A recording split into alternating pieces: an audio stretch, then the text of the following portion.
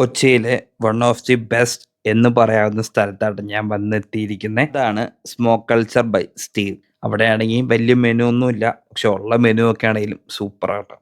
ഞാൻ പിന്നെ വന്ന് കയറിയപ്പോഴേ കണ്ട കാഴ്ച ഇതാട്ടോ. എങ്ങനെയുണ്ട്? അടിപൊളിയല്ലേ?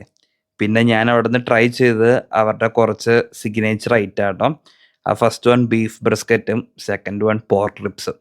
അടിപൊളി എന്ന് പറഞ്ഞാൽ നല്ല സൂപ്പർ സാധനം കേട്ടോ. മണിക്കൂറോളം സ്മോക്ക് ചെയ്താണ് അത് ഈ ഒരു സ്റ്റേജിലാക്കിയെടുക്കണേ കേട്ടോ. ശരിക്കും പറഞ്ഞ ഒരു ഹലുവ കഷ്ടം കഴിക്കണ ഫീലാട്ടോ. മെൽറ്റ് ഇൻ മൗത്ത് എന്നൊക്കെ പറഞ്ഞാൽ ഇതാ അതിന് മാത്രം അടിപൊളിയാണ്.